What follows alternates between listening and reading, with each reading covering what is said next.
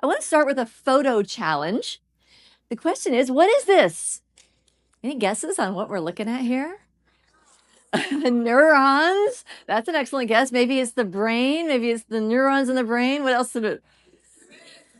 Roots. Somebody peaked. Is it, what gave it away? Is it the talk is called Rooted? So there's this whole world. I look at it and I'm like, maybe it's, maybe it's the earth at night, like looks like highways, or maybe it's neurons, or maybe it's blood vessels. But actually, you're right. It is this thing that lives beneath us that we don't see. So what you see here is what we don't see, but it's around us all the time. And if that were not there, this would not exist. All of this would not exist. So what if we too have access to something invisible that lives beneath the surface, that gives life to everything that takes form?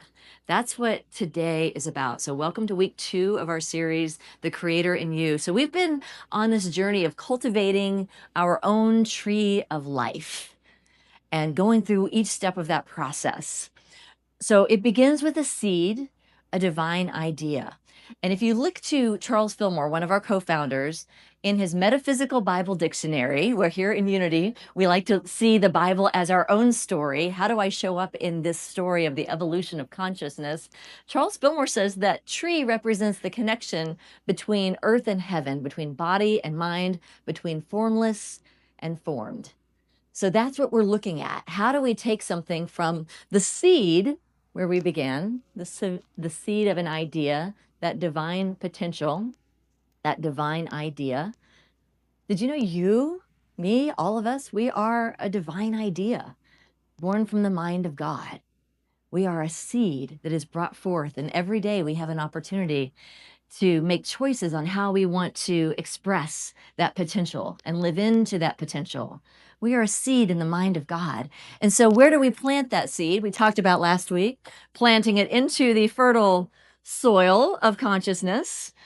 So we talked about how do we cultivate the consciousness that gives that seed a way to move past the resistance of being a seed, moving beyond that shell, so that it can become something more, so it can manifest into something else. So in nature, a seed, like this pine cone, a seed can be dormant sometimes for years, sometimes for decades. There are some seeds that can be dormant for centuries. And then when the environment is right, they begin to take root. So yes, last week we talked about seems like yesterday, we talked about how do you cultivate this consciousness where those divine ideas can take root. We are a divine idea in the mind of God.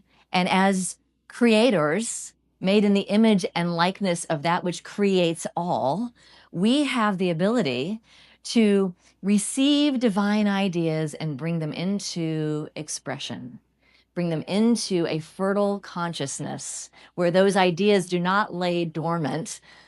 Hopefully, sometimes you have those ideas and it's like, oh, I've had that idea forever, but nothing's ever happened with it.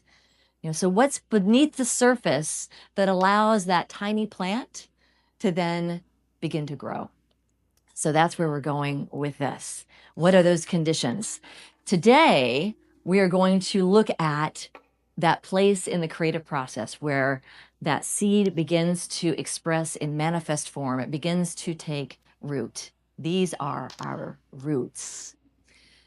So take a deep breath in, let it go. And I invite you to close your eyes and feel rooted. Feel yourself rooted in this place. And if it helps you, plant your feet on the ground and feel your connection with the earth. Feel your connection with both the formless and the formed, the seen and the unseen. Feel yourself grounded. In a prayer from the Ephesians, Paul says, I kneel before the Father, which is unusual because in those days you would stand to pray. But imagine yourself kneeling before the Father, connected to the earth, close to the earth. I kneel before the Father, grounded. He says, I kneel before the Father. I pray that out of his glorious riches, he may strengthen you with power through his Spirit in your inner being, so that Christ may dwell in your hearts through faith.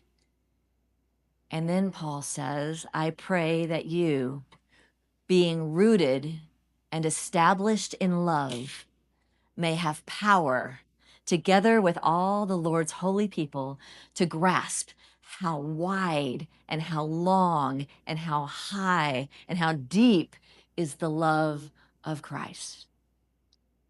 And to know this love that surpasses all knowledge, that you may be filled to the measure of all the fullness of God. How does it feel to be rooted in that knowing? It feels pretty good, right? Take a deep breath in. We have that potential all the time, rooted and established in love, rooted, putting down roots in love, and then establishing ourselves there in that space. What does that feel like to be rooted and established in love? This is the taproot of our sacred purpose. This is a taproot. It's that root that goes down first. When a seed is in fertile soil, it sends down a taproot, and it is long and it is deep and it is strong.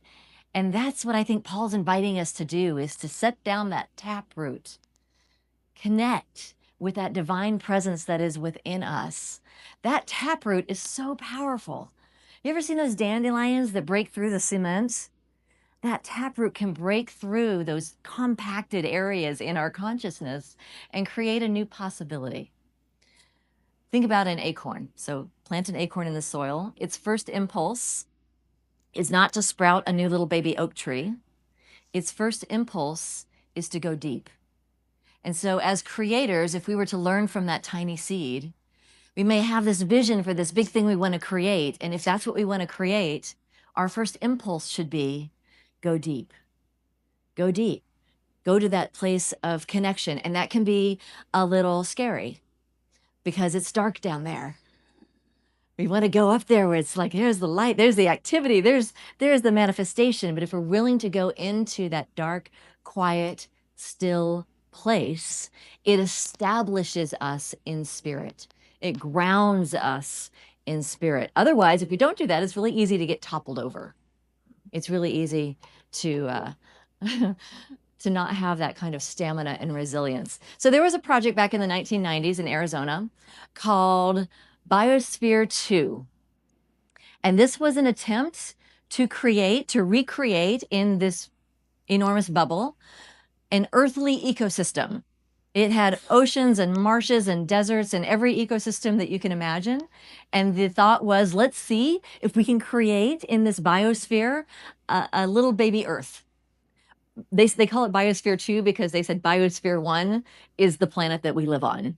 That is Biosphere 1. They created Biosphere 2 as an experiment. And they brought in soil, they brought in water, they had waterfalls and rivers and all the things that you would typically see in nature. And yet something weird started to happen. I didn't expect, is these trees would grow in this Biosphere 2 and they would topple over. They didn't have roots. The trees that were growing didn't have roots because they forgot one thing in their little biosphere. Any ideas? Wind. Without the wind to blow against those young sprouts, there was nothing that told those roots, go deeper, hang on. So all the opportunities that we have that feels like, oh, something's blowing at me, like all those challenges, those are the things that have our roots go deeper. Those are the things that have us remember what is important to us. And so we grow those roots, and those roots then give us the strength and the stability and the resilience to do that thing that that seed is born to do, to become that spiritual being that you were born to become. And our roots are the things that make that possible. So your taproot, I think of the taproot as our purpose. Like, what is the purpose of this seed? What was this seed destined to become? Mark Twain, it's attributed to Mark Twain, is known for saying there are 2 days, two most important days of your life: the day you were born and the day you discover why. That's your taproot. That's your taproot. Why am I here? What is the seed of potential that is being born in me? Psalm 1, very first Psalm, says, "Blessed is the one whose delight is in the law of the Lord, and who meditates on his law day and night. That person is like a tree planted by streams of water, which yields its fruit in season, and whose leaf does not wither. Whatever they do prospers." Delight in the law of the Lord and be like that tree. And what does that mean to delight in the law of the Lord? It's not rules. It's not commandments. Charles Fillmore talks about, our co-founder talks about delighting in the law of the Lord. What that means is the orderly working out of the principle of being. He says that's what God's law is. The orderly working out of the principle of being into expression and into manifestation throughout creation. So we know this in metaphysical terms as mind, idea, expression. So everything begins in God mind. And then it occurs to us as an idea, as a divine idea, as a sacred idea, as a seed of possibility. And then from that seed, we plant it into consciousness so that it can take manifestation, it can take form. Mind, idea, and expression, that is divine law. We see it is nature's law. It is the law of our spiritual selves and our physical realities. So that's what we're doing here. We're planting seeds into the consciousness that is fertile and letting those roots go deep. So I really love this. This was like mind blowing for me this week as I was studying this. First, we have that taproot, and that taproot is going to go deep, and it establishes us. It gives us our grounding. But once you look at an oak tree or a maple tree or a spruce tree, once that taproot has gone to a certain level, 3 feet, 6 feet, about this deep, it then decides that rather than just go deeper and deeper and deeper, now it's going to go out. So it starts by going deep, and then it goes out.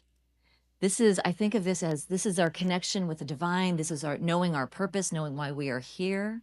And then as we are grounded in that and rooted in that, now we get to expand and let that express through the things that we value, the things that we do. So I think of these roots that want to grow out and expand.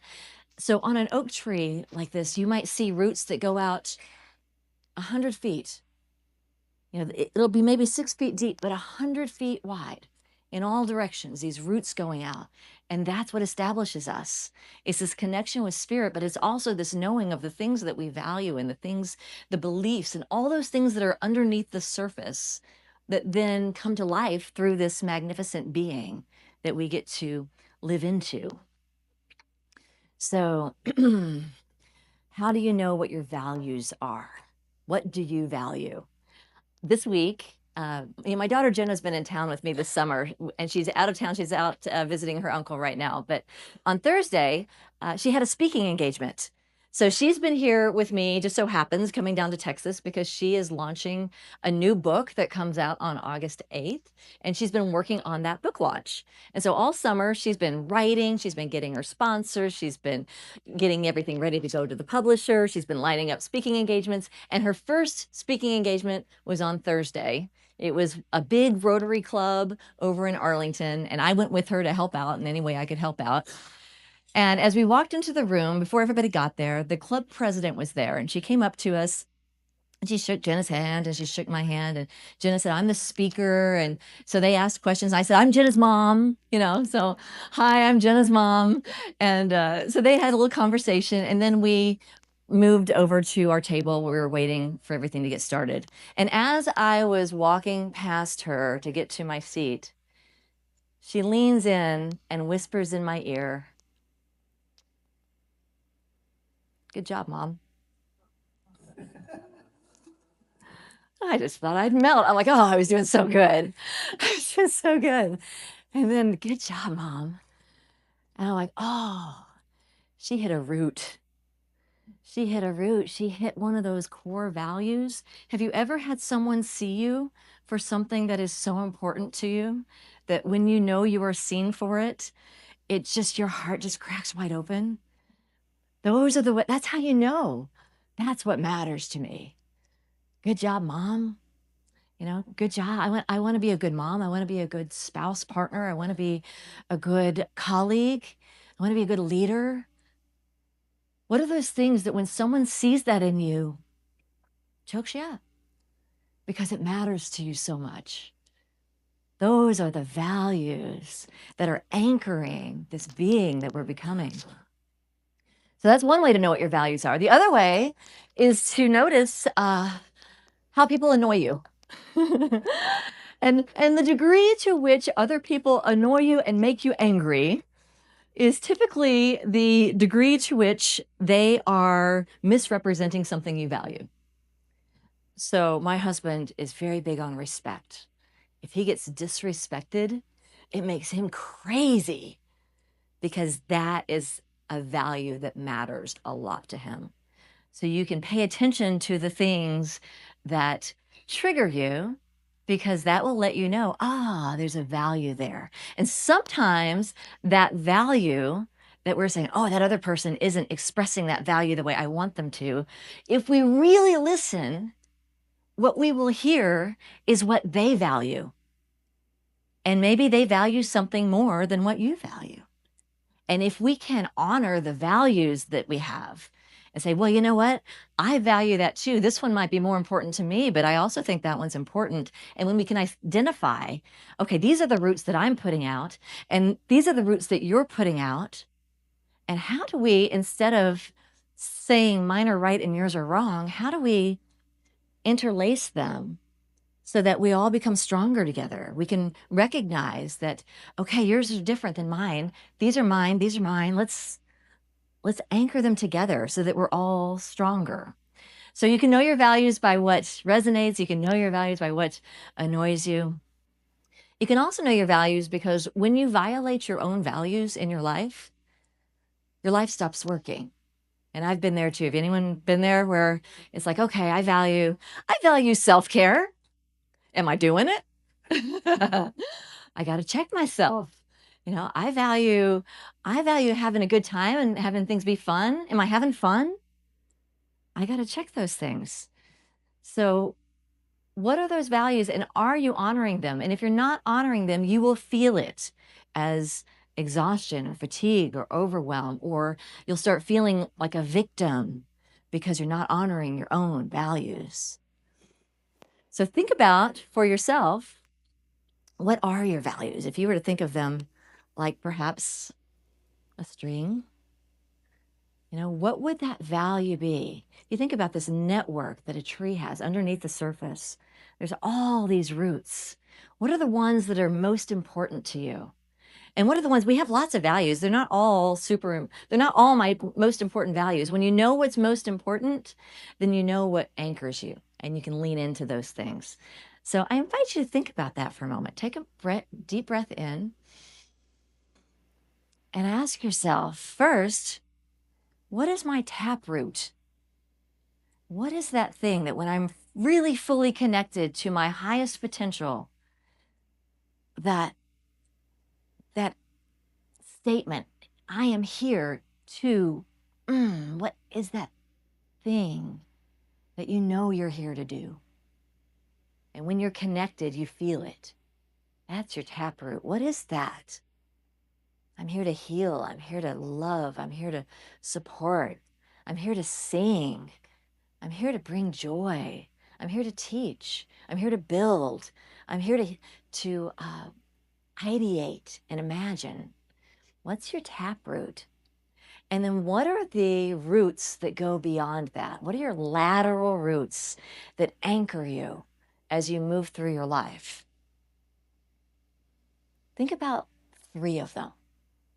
And maybe they're not the top 3 end all be all, but what are the 3 that come to mind when you go into that quiet space?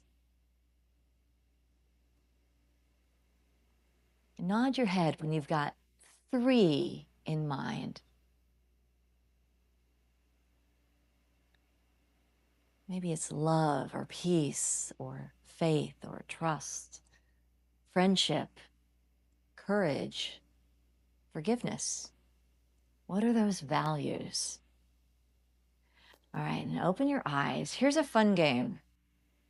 If you want to know what matters most to you, you can take those values and compare them. If I could have, my top 3 are fun, excellence, and authenticity. Those are my top 3. And if I were to really think about what matters most, I would say, well, if it could be fun or it could be excellent, which would I choose? If I could only have one, which would I choose? I think I'd pick fun. I would rather it be fun, even if it has to sacrifice the excellence just a little bit. But if I were to compare excellence to authenticity, if I could have excellence, but I couldn't be authentically myself, I had to do it someone else's way, I think I'd pick authenticity. So think about it with your own values. If you had to pick one or the other, which would you pick? What are the things that matter most to you? And then lean into those. So we have that taproot. We have this root system that extends in every direction, anchoring us. Here's the really amazing thing, though. This is the thing that really, as I'm working on this talk, I'm like, that is something I'd never really thought of before. I was in Asheville a few months, well, in the spring. We were looking at colleges. And we went to, in downtown Asheville, there's a botanical garden. And you can still see when you go to this botanical garden, you can see where the bridge got washed out in Hurricane Helene. You can see the devastation. You can see the marks of where the water would rise. And there in the botanical garden, there is a tree that fell over. So you see this long tree, and then you see this root, this enormous root. And rather than extract it and mulch it and, get it out of the way, they decided they were going to make that a remembrance of the strength of that community and how they came together to support each other. So now they are taking that tree, that downed tree, and turning it into this beautiful garden. They're building a garden around it. And it's out in this really beautiful sunny place. I think that's me. It's out in this beautiful sunny place. And as I'm looking at it, I'm thinking on the sides all around, there are woods and paths that go through the woods. It's really beautiful down by the water. And I thought, I wonder why this tree fell and all those didn't. What was different about this one? Because it had a taproot, it had an enormous root system, but you know what I realized it didn't have? Other trees. It didn't have other trees. And if you think about a forest like this, it's not just that we have that taproot, and it's not just that we have our own root system. That root system becomes interconnected with everything that's around it. And that is what secures us. So it's not just about my spiritual journey and my expression. When we come into a community and our values align, we have certain things that bring us together into community, and that strengthens us. That makes us more resilient. So have you ever walked into a community and you can just tell, you walk into a space and you're like, oh, these are my people. I can tell. I can tell by the way they greet each other. I can tell by the things that I see that show that they care about the environment, the community gardens. I can tell by the things that they do that my values and their values interconnect. So if we can plug into that kind of community, it gives us extraordinary strength. So it's not just the roots, it is this shared sense of values. So remember our photo challenge over here. This is actually not a root. This is actually mycelium. Mycelium is, when we see it fruit, it's a mushroom. It's what's underneath the surface, and it connects everything. This is a mycelium network, and that mycelium network is everywhere, connecting everything. And it sends information and nutrients to all those roots. It is the invisible substance. We don't see it, but it is supporting all of life. Scientists have found that this mycelium network sends pulses of electrical activity that can be compared to language. They've identified 50 vocabulary words in this mycelium network. It's like they're sending packets of information to trees and to plants and to everything that lives under the soil. It is a community. There is an incredible amount of activity happening below the surface. In our spiritual lives, there is a lot happening below the surface. And as I look at this mycelium network, if you've ever seen the movie, there's a movie called Fantastic Fungi, which sounds like, would I really spend an hour and a half watching fungus? But yes, I highly recommend. It made me cry at the end. The fungus movie made me cry at the end. It is so beautiful to see the divine order in all of life. So we have this. I think of the mycelium network as the substance of love that connects all things. So I have my connection with spirit. I have these values, and you have your values, and there's all of life around us. And there is this invisible substrate of love that is connecting us all. So it takes me back to Paul and the Ephesians. I pray that you, being rooted and established in love, may have power together with all holy people, have power with all people to grasp how wide and how long and how high and how deep is the love of Christ. And to know this love that surpasses all knowledge, that you may be filled to the measure of all the fullness of God. That's the prayer. When we do this, we can know the fullness of God expressing as who we are on our spiritual journey. It's a beautiful thing. So this week, the invitation is to explore: what is my taproot? What is my purpose? What are my essential roots? What are those values that mean the most to you? What are the values that are your foundation for everything you create? And where are you connecting with others in that sense of shared values? There's a quote that I love that says, "A friend is someone who knows the song in your heart and sings it back to you when you've forgotten how it goes." We need each other. And sometimes we forget. Sometimes that taproot gets pinched, and sometimes those roots get damaged and uprooted. We need each other to support and uphold each other as we go through this spiritual journey. So let us affirm this together. Repeat after me. I am rooted in divine love. Together. I am rooted in divine love. I am anchored in purpose.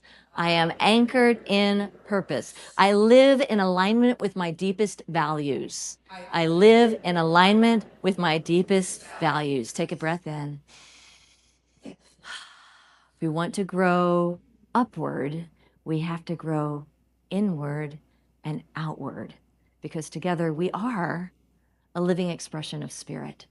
So I invite you to take a deep breath in as we take this into a time of meditation.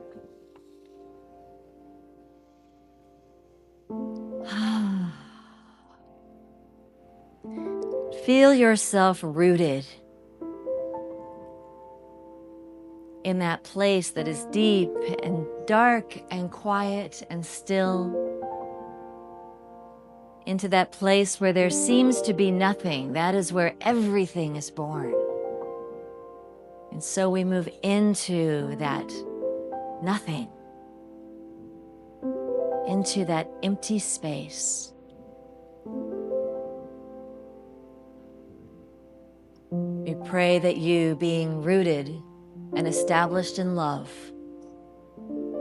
may have power with all God's people, with all of life, to grasp how wide and how long and how high and how deep is the love of Christ. We connect with that Christ consciousness, that love of Christ, that invisible substrate that connects all of life. We connect with it at the truth of our being, knowing that it feeds us, it sustains us. It is that energy that allows us to expand, to take root, and then to grow. Know this love surpasses all knowledge, so that we may be filled to the measure with all the fullness of God. Feel yourself filled to the measure of all the fullness of God. Do you feel it? Feel it in your heart? You feel that pulsing, that energy that connects us with each other, with all of life. That energy that connects us with the truth of who we are, and that guides us each day, each moment, so that we may be that expression of our utmost divine potential. Let us feel that connection, rooted, grounded, connected, as we move into this time of silence together, feeling gratitude and love for what is growing and emerging and expanding through us in this moment, in the silence.